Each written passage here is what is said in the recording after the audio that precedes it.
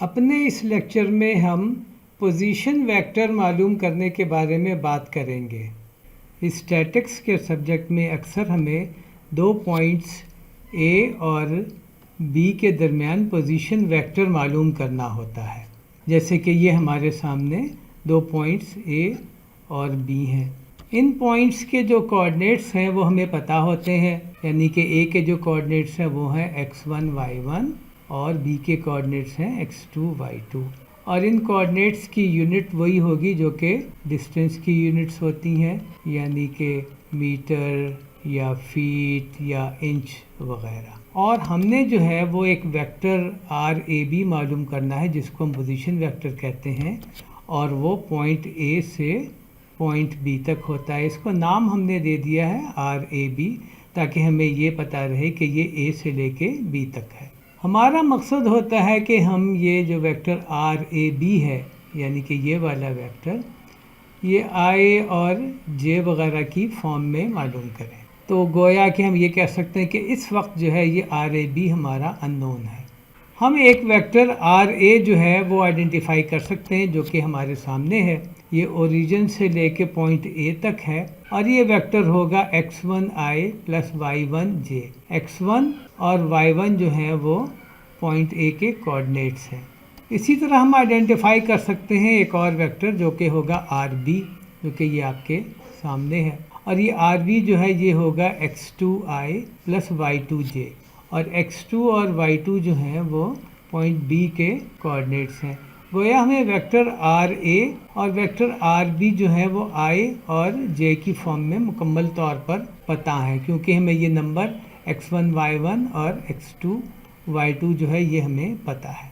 Vector algebra हमें ये बताता है कि अगर हम वेक्टर आर ए और आर बी को जमा करें, यानी कि ये आर ए और इस आर बी को हम जमा करें, तो वो बराबर होगा वेक्टर आर बी के, जिस तरह आपके सामने ये ट्रायंगल मौजूद है। तो यहाँ से हम आर ए बी मालूम करने की कोशिश कर सकते हैं। आर ए बी जो होगा वो होगा R B minus R A, और आर बी और आर ए हमें ये दोनों वेक्टर पता हैं। तो अगर हम इन्हें लिखें तो आर ए बी जो है वो हो जाएगा x2i प्लस y2j, ये वेक्टर आर बी हो गया, माइनस x1i प्लस y1j, और ये वेक्टर आर ए हो गया। तो इसको अगर हम i के कोफिशिएंट और j के कोफिशिएंट को कंबाइन करें तो हम ये लिख सकते हैं कि आर ए बी जो है वो बराबर है x2 minus x1i plus y2 minus y1j के। इसमें हमें राइट हैंड साइड पर सारी चीज़ें पता हैं। हमें x1 पता है, हमें x2 पता है, हमें y1 पता है और हमें y2 पता है।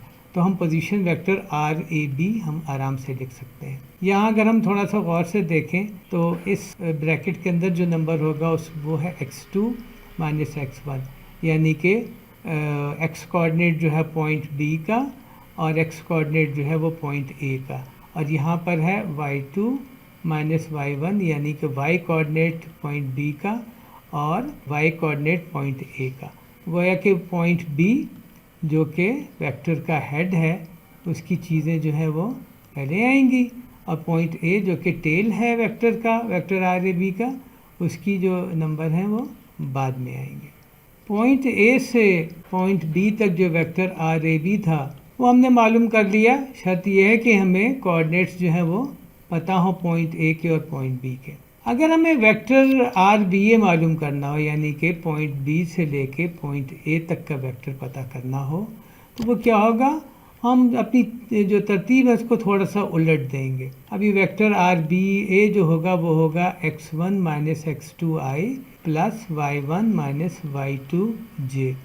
x1 जो है और y1 जो है ये पॉइंट ए का, यानी कि जो हेड है वेक्टर का उसके कोऑर्डिनेट्स हैं, और जो x2 और y2 जो हैं वो पॉइंट बी के कोऑर्डिनेट्स हैं।